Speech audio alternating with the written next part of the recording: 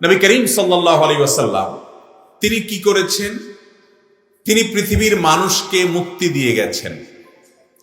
মক্কার মুশরিকরা মানুষ হয়ে মানুষত্বপরের কথা প্রতিমার পেছনে দাসত্ব করে করে নিজেদেরকে, মানবতাকে অপমান করত। এই কপাল মানুষের কপাল, আদম সন্তানের কপাল, এটা একমাত্র ঠেকবে তার স্রষ্টার সামনে, আর কারোর সামনে। সেই অপমান থেকে উদ্ধার করেছেন তিনি, শিরক থেকে মুক্ত করেছেন তিনি, তাওহীদে বলিয়ান বলিষ্ঠ করেছেন তিনি। যখন মানুষ জাহিলি যুগে বর্বরতায় ছিল, মূর্খতায় ছিল, কন্যা সন্তান হলে মন খারাপ করত, জীবন্ত কবরস্থ করত, তিনি এসেছেন, এসে নারীদের প্রতি এই বৈষম্য, অবিচার, জুলুম, নিষ্পেষণ এবং অন্যায় আচরণ, এটার বিরুদ্ধে সংগ্রাম গড়ে তোলে গোটা ইতিহাসের পট পরিবর্তন করে এমন একটা জায়গায় নিয়ে গেছেন যে কন্যা সন্তান শুধুমাত্র আল্লাহ তাআলা কাউকে দিলে তিনি সেটা মেনে নিবেনই তা নয়, বরং যদি মেনে নেন, সঠিকভাবে তার লালন পালন করতে পারে, তার জন্য জান্নাতের গ্যারান্টি আল্লাহর পক্ষ থেকে পাইয়ে দিয়েছে। আমাদের নবীজি সাল্লাল্লাহু আলাইহি সাল্লাম সেই মানুষ যে মক্কায় বাহির থেকে আসা মানুষগুলো লুণ্ঠন, লুটতরাজ, রাহাজানের মুখোমুখি যারা হতো তাদেরকে মুক্ত করার জন্য হিলফুল ফুজুল করে সবার পাশে দাঁড়িয়েছেন, মানুষকে তার রবের সঙ্গে পরিচয় করে দিয়েছেন, পৃথিবীর পট পরিবর্তন করে দিয়েছেন। সেই মহানায়ক মাত্র 23 বছর সময় পেয়ে গোটা পৃথিবীর রাজনীতি, অর্থনীতি, সমাজনীতি সব কিছুর পট মুহূর্তের ভিতরে পরিবর্তন করে দিয়েছেন। তাও আবার এমন ক্যারিজমেটিক নেতৃত্ব এবং পাওয়ার আল্লাহ তাকে দিয়েছেন যে নিজে নেতৃত্বে ছিলেন। এত বড় ক্ষমতা আল্লাহ তাআলা তাকে দিয়েছেন।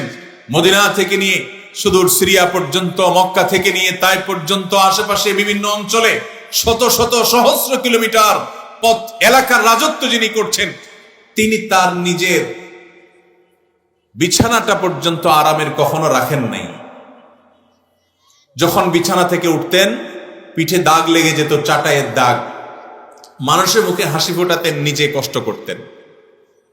তার মেয়ে ফাতেমা রাদিয়াল্লাহু তাআলা আনহা আবদার করলেন, আব্বা আপনার কাছে কত কিছু আসে, কত মানুষকে দেন, আমাদেরকে একটা কাজের লোক দেন, একটা দাসী দেন যে আমাদের একটু বাসার কাজে হেল্প করবে, আমরা তো আর পারি না। আলী রাদিয়াল্লাহু তাআলা আনহু বাহিরে শ্রম দেন, নবীজির জামাতা শ্রম দেন এবং কুয়া থেকে পানি তোলার বিনিময়ে কিছু খাবার পান। রশি টানতে টানতে হাতে দাগ পড়ে যায়, কষ্ট হয়ে যায়, অনেক শ্রম দিতে হয়, তাদের কষ্ট হয়ে যায়। একজন সহযোগী না থাকলে বাচ্চা সহ, সংসার সহ, বাহিরের কাজ সব সামলানো যায় না। নবীজি করিম সাল্লাল্লাহু আলাইহি সাল্লামের কাছে যখনই আবদার করলেন, তিনি বললেন, দেখো তোমাদের কষ্ট হচ্ছে আমি বুঝতে পারছি, কিন্তু আমার সামনে আসহাবে সুফফার সাহাবীরা না খেতে খেতে তাদের পেটে দাগ পড়ে গেছে, তারা অনেক কষ্টে আছে। আমার কাছে রাষ্ট্রীয় কোষাগারে অনেক কিছু আসে ঠিক আছে, কিন্তু আমার ব্যয়ের খাত অনেক বেশি, এখনো সবার পেটে খাবারের ব্যবস্থা এখনো করা যায় নাই, এখনো মানুষ অনেকে কষ্টে আছে। তো তাদের সেই কষ্ট উপেক্ষা করে তোমাদেরকে আমি কিভাবে কাজের লোক দিতে পারি?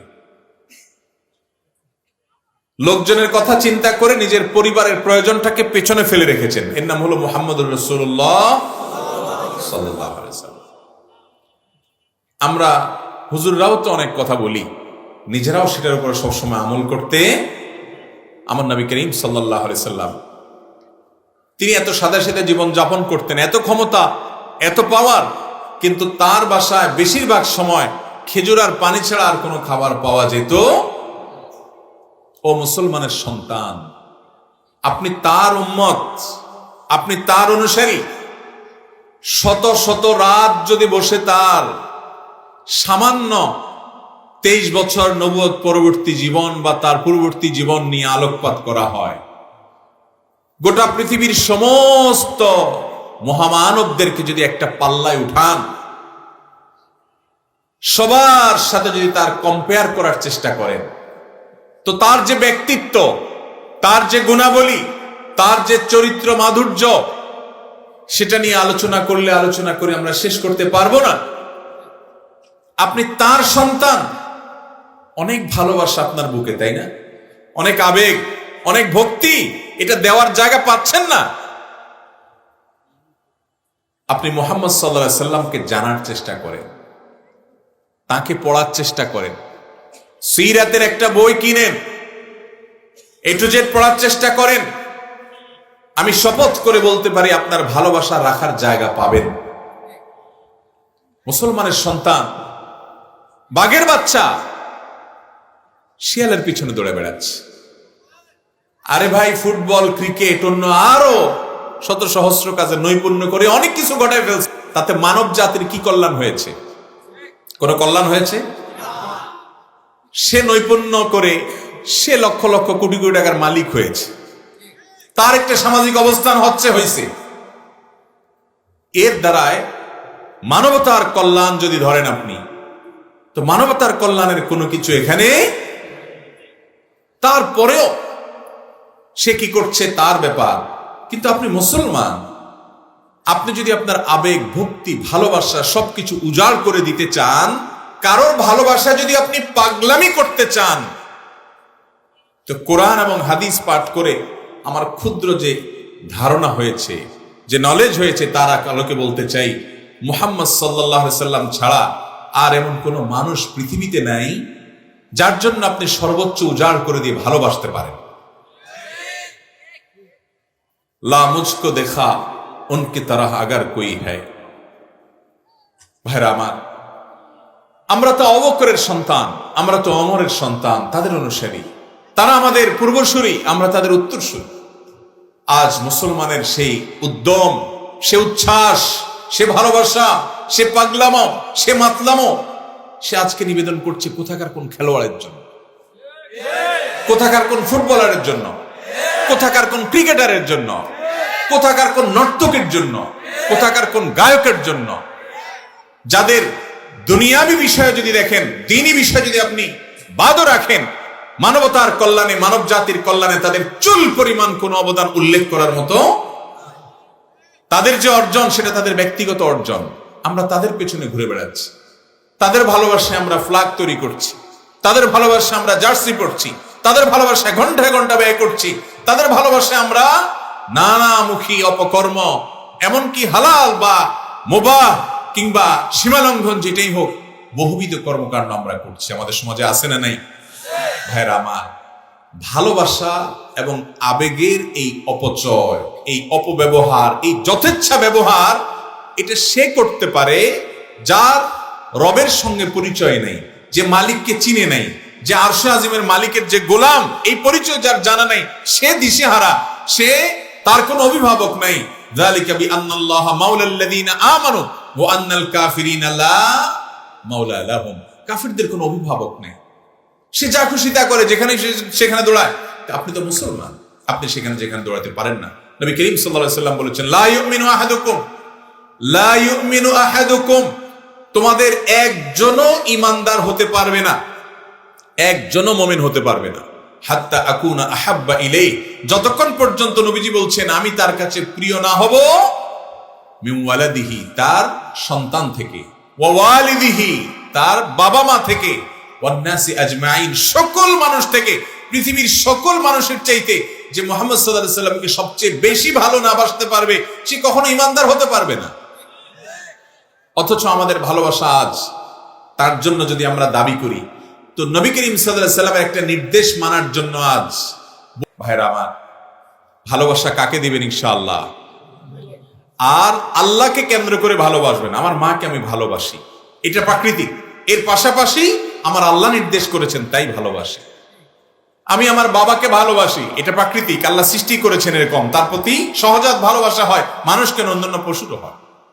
এর পাশাপাশি কোনো কারণে আমার মাকে আমার ভালোবাসতে ইচ্ছা করে না, বাবাকে আমার ভালোবাসতে ইচ্ছা করে না, কোনো কারণে হতে পারে, কোনো বাবা মা হয়তোবা কোনো অবিচার সন্তানের প্রতি করেছেন, তারপরও ভালোবাসি। কেন? কারণ আমার আল্লাহর নির্দেশ আছে। ঠিক না বেঠিক? আমি আমার প্রতিবেশীকে ভালোবাসি, তাকে কষ্ট দেই না। কেন? কারণ নবীজির নির্দেশ আছে। আমি আমার আত্মীয় স্বজন রক্ত সম্পর্কে তাদেরকে ভালোবাসি, কারণ আমার আল্লাহর নির্দেশ আছে। আমি একজন বয়স্ক সিনিয়র মুরব্বীকে সম্মান করি, শ্রদ্ধা করি, কেন? কারণ আমার নবীর নির্দেশ আছে। আমি একজন আলেমকে ইজ্জত করি, কেন? কারণ আমার নবীর নির্দেশ আছে।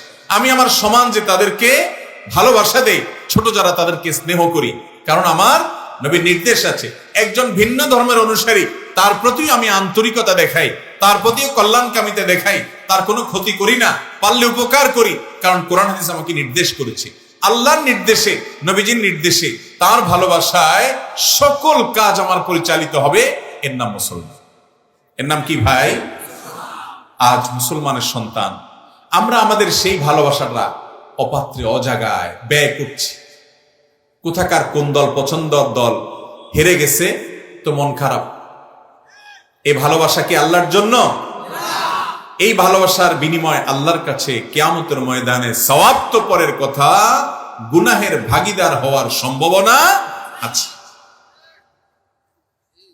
এসব কথা বললে যুবকরা বলে, হুজুর তার মানে ইসলামে কি খেলাধুলা নাই?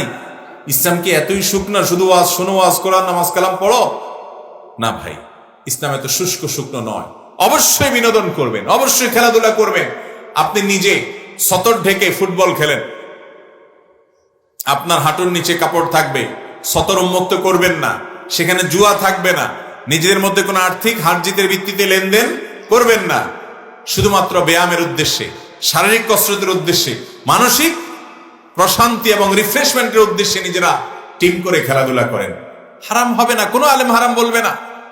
আপনারা নিজেরা ক্রিকেট খেলেন, সেখানে হারাম কোনো উপাদান রাখবেন না, হারাম হবে না। মেয়েরা তাদের মতো করে শারীরিক কসরত, তাদের মতো করে মানসিক বিনোদন, রিফ্রেশমেন্টের জন্য শরিয়ার সীমানা থেকে করবেন। নবী করিম সাল্লাল্লাহু আলাইহি সাল্লাম তার স্ত্রী আয়েশা রাদিয়াল্লাহু তাআলা উম্মুল মুমিনিন, তার সাথে দৌড়াদৌড়ি প্রতিযোগিতা অবতীর্ণ হয়েছেন। মসজিদে নববীর পাশে ইথিওপিয়ানরা এক ধরনের খেলা খেলতো, হাডুডু বা এই টাইপের কোনো খেলা। নবী করিম সাল্লাল্লাহু আলাইহি সাল্লাম তার সহধর্মীকে নিয়ে সেই খেলা দেখেছেন। অতএব আপনাদেরকে আমরা শুষ্ক কোনো জীবনের কথা বলছি না, ইসলাম কোনো শুষ্ক জীবন নয় ভাই। কিন্তু যে আমার রবকে রব হিসাবে মানে না, যে মুসলমানই না, সে আমার কিভাবে সবচেয়ে প্রিয় মানুষ হতে পারে? মুসলমান না, যে আমার রবের প্রতি তার বিশ্বাস নাই, আমার নবীকে যে নবী হিসাবে মানে না, স্বীকৃতি দেয় না, সেটা তার ব্যাপার, সে মানে না, সে তার রবের সাথে বুঝবে। কিন্তু আমি অন্তত আমার অন্তর থেকে তাকে ভালোবাসার চরম শেখরে আসীন করব, তার মতো করে চুলটা রাখবো, তার মতো করে জামাটা পরবো, জার্সিটা পরবো, তার জন্য তর্ক করব। শত শত যুবক আজ, হাজার হাজার যুবক আজ নিজেদের মধ্যে গন্ডগোল লেগে গেছে, কে এই দলের পক্ষে, কে ওই দলের পক্ষে। এগুলো কি আমাদের দেশের জন্য ভালো কিছু বয়ে আনবে? আজ বিজ্ঞানের কোন সূত্র নিয়ে যুবকদের মধ্যে তর্ক হতো, গর্ব করার মতো ব্যাপার ছিল। আজ আমাদের দেশের জন্য, মানুষের জন্য কোনটা কল্যাণকর হয় সেটা নিয়ে যুবকদের মধ্যে তর্ক হলে ভালো। যুবকরা নিজেরা খেলাধুলার মধ্যে নিমজ্জিত হয়েছে, সেখানে শরিয়া বিরোধী কোনো কিছু নাই। মুসলমান হিসাবে ইসলামের বিধিনিষেধ মেনে খেলাধুলা করছে, নিজেদের শারীরিক কসরতের জন্য, মানসিক রিফ্রেশমেন্টের জন্য, চিত্ত বিনোদনের জন্য। সেটার মাধ্যমে তার যে এনার্জি তৈরি হবে, সেটা দিয়ে সে পড়াশোনা করবে, গবেষণা করবে, মানুষ উপকার করবে এবং আল্লাহর ইবাদত বন্দেগী করবে। এই নেক উদ্দেশ্য যদি থাকে, তখন সেই বিনোদনমূলক আয়োজন তার জন্য শুধু জায়েজ না, বরং এটা সওয়াবের কারণ হবে। কোথাকার কে খেলছে, জিতলে তার লাভ, হারলেও সে কিছু পয়সা পাবে, লস নাই। আপনি জিতলে গোল বলে লাফায় উঠতেছেন, আপনার কি লাভ হয়েছে? সে হাইরা গেছে, আপনি কেঁদে দিচ্ছেন, আপনার কি ক্ষতি হয়েছে? ভাইরা আমার, একটা বার নিজের বিবেককে জিজ্ঞাসা করেন। শয়তান আমাদের বিবেকগুলোকে আজ বন্দী করে ফেলেছে। বুঝার মতো হিতাহিত জ্ঞান আমাদের আজ নাই। আমি জানি সারা দেশে যে উন্মাদনা সৃষ্টি করা হচ্ছে, সারা পৃথিবীতে দুনিয়ার তাবৎ মিডিয়াগুলো, তাদের বাণিজ্য আছে। তাদের বাণিজ্যের চিন্তা থেকে হোক, শয়তানি চক্রান্তের বাস্তবায়ন হোক, অন্য কোনো উদ্দেশ্যে হোক, তারা তাদের কাজ করছে। কিন্তু আপনি তাদের সেই ব্যবসার কাঁচামাল হিসাবে নিজের আবেগটাকে ব্যবহার করছেন। আপনার আমার আবেগ, ভালোবাসা, ভক্তি, এই যে সাপোর্ট করে পাগলামি মাতলামি করছেন, এগুলো হলো তাদের ব্যবসার কাঁচামাল। আল্লাহ তাআলা আমাদেরকে বুঝার তৌফিক দান। কয়দিন নবী করিম সাল্লাল্লাহু আলাইহি সাল্লামের মহব্বতে এমন ত্যাগ করতে পেরেছেন যেটা দৃষ্টান্ত হওয়ার মতো। কোথাকার কোন লোক নিজের বাগান বিক্রি করে পতাকা বানাচ্ছে কোন দেশের? এমন দেশের পতাকা যে দেশের এম্বাসি আমার দেশে নাই, যে দেশের সাথে আমার দেশের কোনো সম্পর্ক নেই, যে দেশে মানুষের বিশ্বাসের সাথে আমাদের বিশ্বাসের মিলও নেই, তাদের পতাকা টাকা দিয়ে বানাচ্ছে যুবক। লজ্জা, শরম, বিবেক, বুদ্ধি এভাবে দুনিয়া থেকে লোপ হয়ে পেয়ে যাচ্ছে। এখন আপনি বলবেন, হুজুর আপনার একা লজ্জা শরম, দুনিয়াতে এত মানুষ সব খেলা নিয়ে মাতলামি করতেছে। তো ভাইরা আমার, দুনিয়াতে জাহান্নামী মানুষের সংখ্যা বেশি থাকবে না জান্নাতি মানুষের সংখ্যা বেশি থাকবে? জাহান্নামী মানুষ। আল্লাহ তাআলা কোরআনে কারীমে বলেছেন, ওয়ালাউ তুতি'আ মান আকসারা মান ফিল আরদি লা ইউদিল্লুক। দুনিয়াতে বেশিরভাগ মানুষ কি করে এইটা যদি তুমি দেখো, তাহলে তোমার গোমরা হতে আর কিছু লাগবে না, ওইটাতেই তুমি গোমরা হয়ে যাবে। কারণ দুনিয়াতে বেশিরভাগ মানুষ ভালো থাকে না বেশিরভাগ মানুষ খারাপ থাকে? বেশিরভাগ মানুষ বিবেকবান থাকে নাকি বেশিরভাগ মানুষ বিবেকহীন থাকে? আল্লাহ তাআলা আমাদেরকে বোঝার তৌফিক দান করুন।